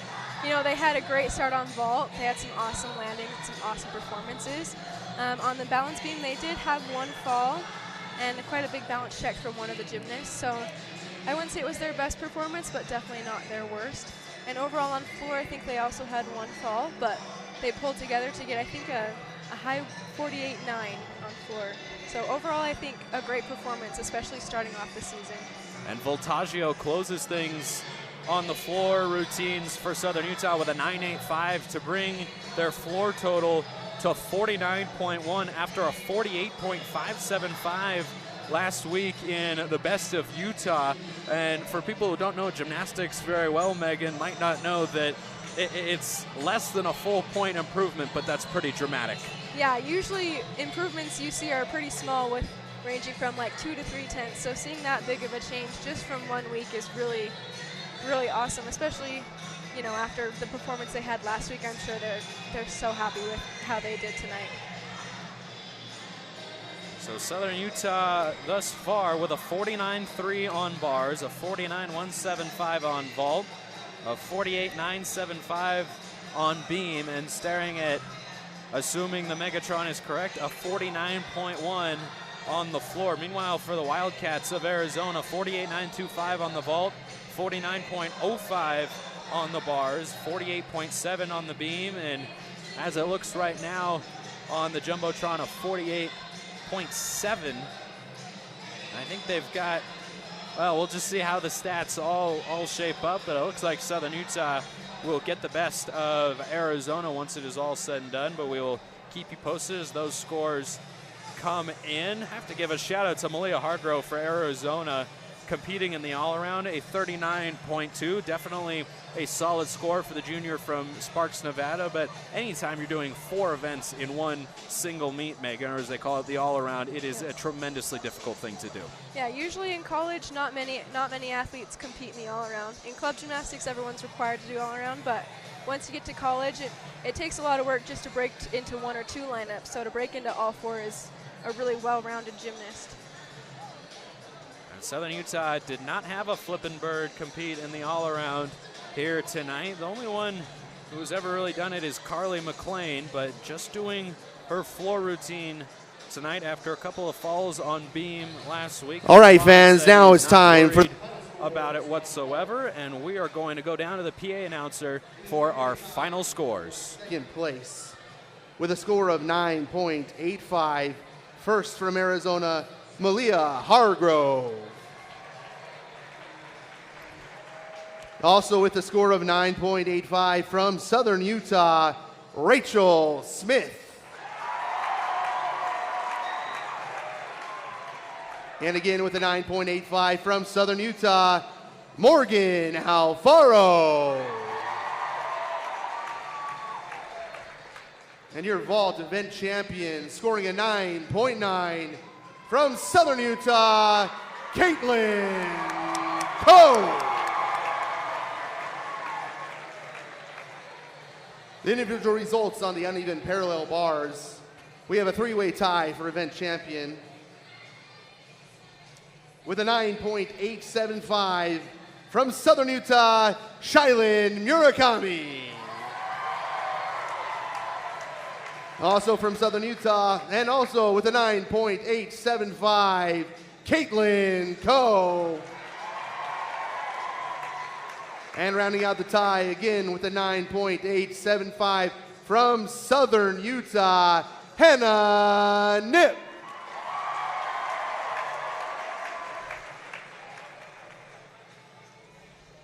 The individual results on the balance beam. In a tie for second place with a score of 9.85 from Arizona, Allison Fierce. Also in second place with a score of 9.85 from Southern Utah, Emma Wisman.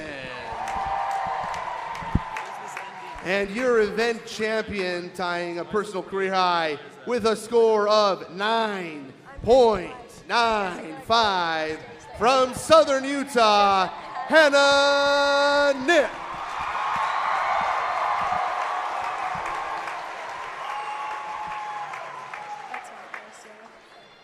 The individual results on floor exercise. Again, we have a 3-way tie for your event champion with a score of 9.85 from Arizona, Malia Hargrove. Also with a score of 9.85 from Southern Utah, Haley Voltaggio. And also from Southern Utah with a 9.85, Rachel Smith.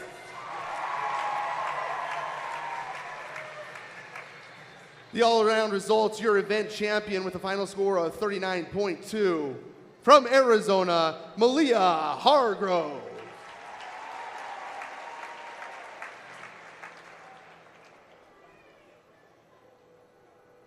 Your final team scores.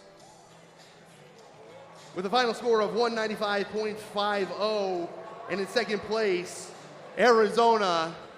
And your winners with a score of 195.55, Southern Utah University.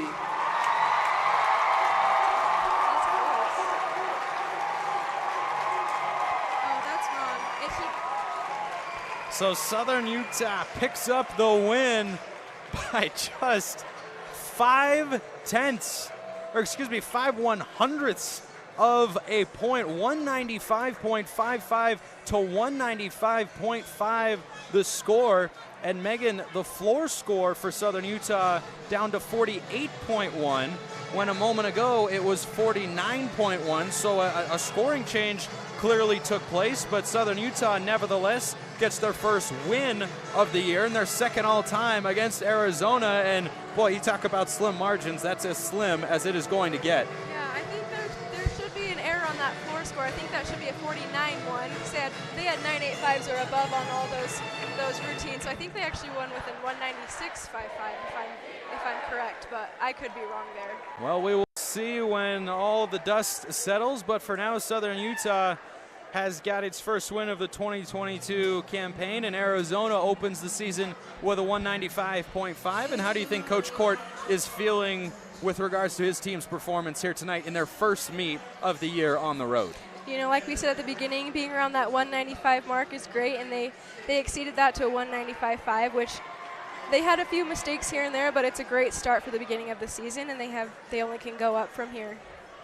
And Southern Utah, meanwhile, even if the 195.55 is eventually correct, and there's something that we are not being told, because as you pointed out, Megan, it was a 49-1 on the scoreboard, finished as a 48.1, so maybe there's an error, maybe there was a deduction somewhere in there, but Southern Utah, after an even 195 last week, improves upon that score, and that's what Coach Bauman wants to see week to week, is improvement.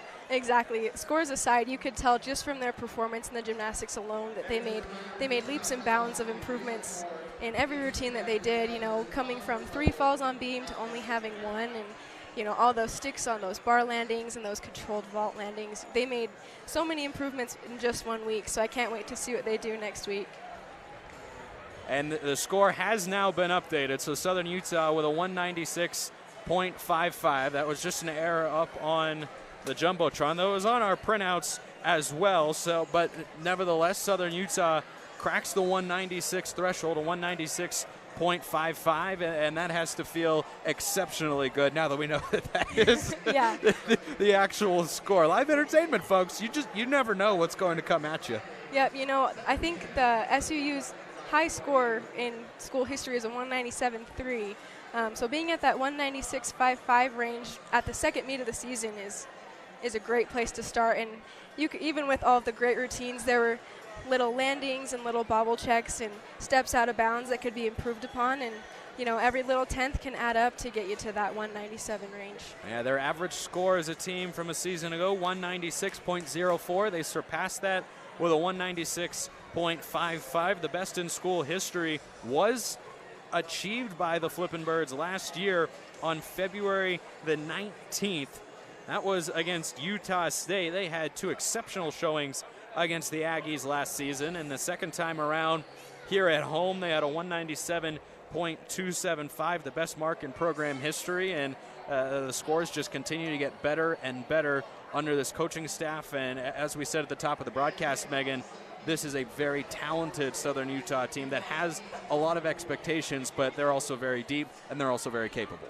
Yeah, they have so much talent on this team, and they have so much experience. So many of these girls that competed tonight competed last season and even the season before, so they know how to compete under pressure, and they know how to train all during preseason, so when it comes to game time, they don't even have to think, they can just perform. Well, the all-around winner of the event, Malia Hargrove, the only gymnast tonight who competed in the all-around. She scores a 39.2 to begin her season, the highest score handed out in tonight's gymnastics meet a 9.95 to Hannah Nip on the beam, and she was very, very clean throughout that entire demonstration of her exemplary skill. Oh yeah, that's Hannah Nip for you. That's just what you expect from her every time, and it wouldn't surprise me if she gets a 10 at one point in her career.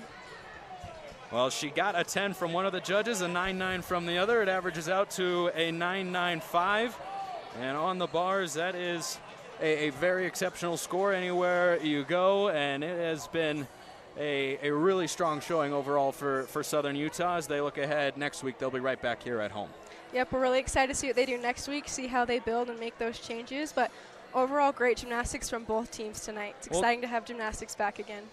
We'll take a pause. When we come back, we'll hear from SUU head coach Scotty Bauman. You won't want to miss that after his team's winning performance against the Arizona Wildcats. Keep it here in Cedar City. And welcome back inside the America First Event Centers. We welcome you up top to our broadcast setup. That is SU head gymnastics coach Scotty Bauman. 31 years at the helm. And, Coach, this is year number 31. I won't tell you what year I was born, or it might make you feel just a little bit too old. Make me feel so old. But tonight your team puts up a 196.55 after the 195 even last week. How'd you feel your team performed overall? So good. We really focused on our landings a little bit more this week, and we gave the girls a little bit more rest. And I think in the first meet they were trying just a little bit too hard, and this meet they were able to settle down and relax. And our crowd really pushed them. What a fantastic crowd! Yeah, they were exceptional. And you talked to me about that leading up to this week, how great it would be. I mean, we're watching all these gymnasts compete, and the Arizona ones certainly have a smile on their face as well, and they performed exceptionally tonight for their first meet of the 2022 season. But you could tell that the crowd was giving the Thunderbirds an extra boost of energy out there. Without question. That was fun to be on that floor of competition tonight. They pushed the girls, and they responded well. But, we still got a lot of work to do. We had to pull a couple of our key competitors out in warm-ups just because they were all over the place a little bit tonight. So, and it was good to put Haley Voltaggio in and Kaylee Coe in there and give them some competition. We need to do that a little bit more with those guys. And that's how you build a program, right? You get them reps and you get them experience, because it's different when you're in the practice gym versus when you step onto the floor or onto the beam and everyone is watching you and you feel the pressure and the intensity of the moment. It's certainly different, but your team certainly rose to the occasion to get a win here tonight, and the best performance probably came on bars courtesy of Hannah Nip. What did you see in her routine? Oh, Hannah Nip looked great. Her bar, every routine she did, she stepped out of bounds, which was unfortunate, or she would have had a 9.85, and it was fantastic. But her bar and beam routines were unreal. And Hannah's been pushing. That wasn't her first 9.9 on balance beam for sure. And she'll get a 10 eventually. She's so good on that event. She's fun to watch. And her bar, she's right there with our very best kids too. So. Yeah, I misspoke a moment ago. A 9.875 on bars, a 9.95 on the beam, which is certainly something that is bringing to a smile. I'll take those scores all day long. Yeah, I imagine you will. But last thing for you, Coach, before I let you go celebrate the win with the team, looking ahead to next week, what would you say is the biggest area you want to see your team be better at? Just continued improvement in our landings and just settling down a little bit in warm-ups. And we had a great warm-up last week and a pretty rough meet. And this week we had a pretty rough warm-up and a really good meet. But we still have landings and some floor routines and some beam things to figure out. But it was nice to throw 3 10-0 vaults out there. Kayla Horton, that was uncharacteristic of her. That's a brand new vault for her. She just learned it over the last 6 months, but it's come a long ways. But Kate Coe, that's a new vault, and Rachel Smith, that we're piking it this year. So these are 3 really, really new vaults, but I was really impressed with the way those guys did those. But continue to work on our landings a little bit. I think that's what we're really striving for. Yeah, you finished with a 49.175 on vault after a 48.95 a week ago, and 196 is always the number that you've told me you want this team to be able to get to. And now that you've had the chance to let it sink in a little bit, how do you feel after getting to that threshold for the first time this year, and where do you think this team can go? Love it. We're going to go nowhere but up from here because, again, we had some of our key competitors out of the lineups tonight, and these guys are big numbers for us. So it was tough to pull those guys, those ladies. But at the same time, I love where this team is moving now. Well, that is from the man himself, Scotty Bauman. This is 31st season as head coach for Southern Utah Gymnastics. A quick pause, and we'll wrap up real quick when we come back with Megan McBride on ESPN+. Thanks, Spencer. 2020 Megan McBride, Spencer McLaughlin on hand from the America First Event Center in Cedar City, where the Flippin' Birds get their first win of the year with a 196.55 compared to 195.5 for the Wildcats of Arizona. And Megan, Southern Utah goes from a 4th place finish last week with a solid score that moved them up in the top 25 rankings to number 18, and they improve upon that score by 1.55 points as a team. And as a former gymnast, how does that feel when you are able to have that sort of improvement week to week? It's really one of the best feelings in college gymnastics. You go from not your best performance to having a great night of gymnastics just 1 week later. And, they should be leaving the gym proud tonight, and they have all day tomorrow and Sunday to celebrate. And then once Monday hits, they get back to the grind and are getting ready to go against BYU next week. Yeah, and the crowd was certainly all into it tonight, and Coach Bauman said that was a huge thing. And it certainly seemed that way from what we saw up here in our lovely vantage point, because the gymnasts were – they seem to have a little extra pep in their step, and you have the crowd coming behind you after each of your passes on the floor, each of your skills on the beam. All of that sort of stuff does play into how these girls end up performing in their routines. Yeah, competing in front of your home crowd is like nothing else, especially here in Cedar City, where we have that amazing community that just loves this sport. And having that crowd with you just really bolsters that energy that you already have from being in the AFEC. And Southern Utah next week will get a second chance at BYU after falling to the Cougars in the Best of Utah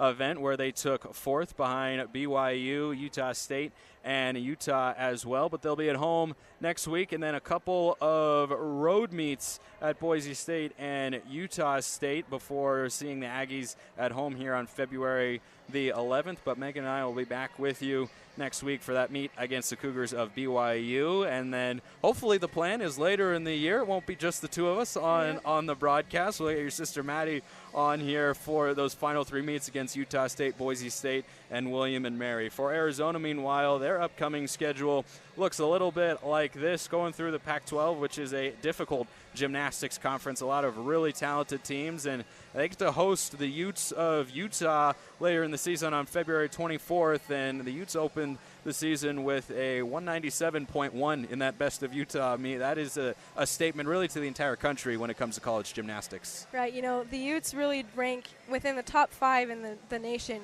every year, and they have for the past probably 10 years. So 197.1 is a great score, but to them it's just a building block to even higher mid-197s.